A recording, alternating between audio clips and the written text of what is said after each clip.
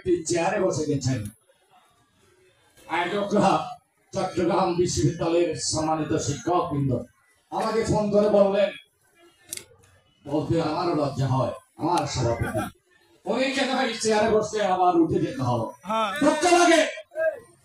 এটাই আওয়ামী লীগের সভাপতি, আওয়ামী লীগের সভাপতির কাছে এটি নয়। দীর্ঘদিন সভাপতি ছিলেন, আমিও লজ্জা পাচ্ছি, সেই কারণে বলবো উন্মুক্ত মঞ্চে দাঁড়িয়ে করতে চাই। আসুন আমরা রাজনীতির চর্চা করি, রাজনীতির ধ্যান ধারণায় নিজেদেরকে পাকাপোক্ত করি, তবেই ভালো চিন্তা নিয়ে চলবে, ভালো কাজ করা যাবে। আলহাজ মুজিবুর রহমান চৌধুরী এখানে এসেছেন। সারা বাঁশখালীর মানুষ আজ নতুন এক স্বপ্নে এগিয়ে যাচ্ছেন। সেখানে ভাত ভাগা জোয়ারের মতো আজ জনতার উপস্থিতি। এটি কি প্রমাণ করে বাঁশখালীর তরুণ প্রজন্মের কাছে জননেত্রী শেখ হাসিনার স্মার্ট বাংলাদেশ বিনির্মাণের সাথে এই বাঁশখালীতে আজকের তরুণ ছাত্র জনতা আজ একাকার হয়েছে আলহাজ মুজিবুর রহমান চৌধুরীর পক্ষে। সুতরাং আসুন, আমরাও কোনো ভেদাভেদ নেই, কোনো ভেদাভেদের প্রয়োজন নেই। গ্রুপিং অনেকে অনেক কথা বলে, এখানে অনেক জনপ্রতিনিধি চেয়ারম্যান সাহেবরা আছেন প্রয়োজন, কিন্তু কোন চেয়ারম্যান সাহেব বোধ জ্ঞান হারিয়ে ফেলেন কথা বলার ক্ষেত্রে, আবার যখন জ্ঞান ফিরে তখন বলে বোধা ভুল করেছি। সে বেশি একটু বিরক্ত করে বলে যে ভুল করে বলে ফেলেছে, একটু মাপ চাই বাবু, রাতের অন্ধকারে মাপ চাইলে মাপ দেয়া হবে না। ভুল করলে আগামীতে জনতার সামনে মাপ চাইতে হবে।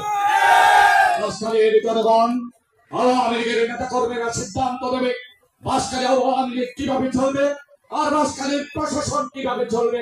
জননেতা আলহাজ মুজিবুর রহমান চেপি নির্দেশনা দেবেন। এখানে কয়দিন আগে 24 তারিখ শুনলাম, একটা মোবাইলে দেখলাম নির্দেশ দিচ্ছেন। কার নির্দেশ কাকে দিচ্ছেন? ওনার 10টি আমল কিভাবে চললো বেমালুম ভুলে গেছেন। আমার ভাবতে খুব অবাক লাগে। আমার এক ভাইপো সাবেক উপজেলা চেয়ারম্যান, আমার পরম শ্রদ্ধেয় নেতা মরহুম অ্যাডভোকেট সুলতানুল কবির চৌধুরী, উনি আমাদের অনেক কিছু শিখিয়েছেন। ওনার ছেলে চৌধুরী মোহাম্মদ গালিব, তাকে নিয়ে অনেক গর্ব করেছিলাম। তাকেও দেখলাম সেদিন এই সুলতানুল কবির চৌধুরীর ছেলেকে যেদিন বলেছিল এই সুলতানুল কবির চৌধুরীর নামটা বিকৃত করে বলেছিল আমার মুক্তি আসছে না, সেই কোরআনদার সুলতানের ছেলেকে আমি জোতা দিয়ে পিটব। সেই দিন থেকেই মনে মনে যে ক্ষোভ দুঃখ আমার কাছে সঞ্চারিত হয়েছে, সেটি বাড়তে বাড়তে আজকে এই পর্যায়ে এসেছে।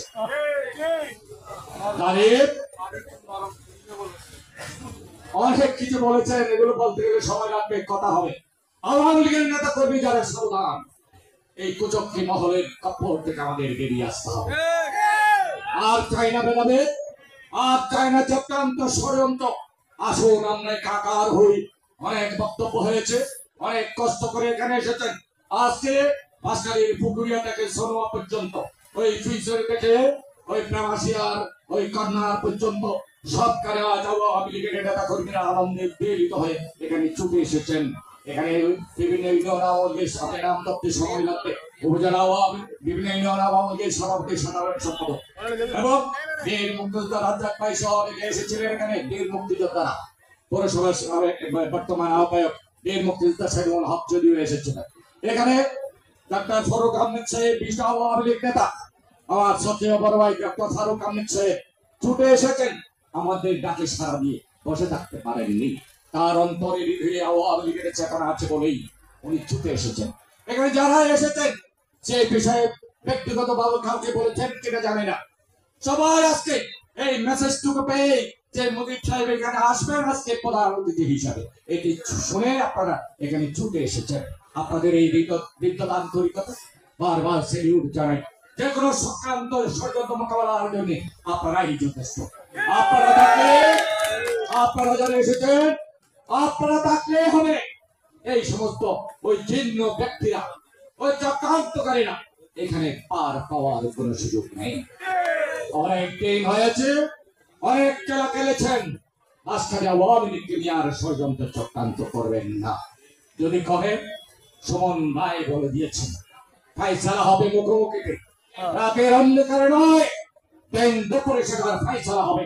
এই দিন অঙ্গীকারে আমরা জননেত্রী শেখ হাসিনার স্মার্ট আবাসকালী নির্মাণের জন্য জননেতা আলহাজ মুজিবুর রহমান সিআইপি এমপি সাহেবের নেতৃত্ব অবশ্যই আমরা সামনে এগিয়ে যাব।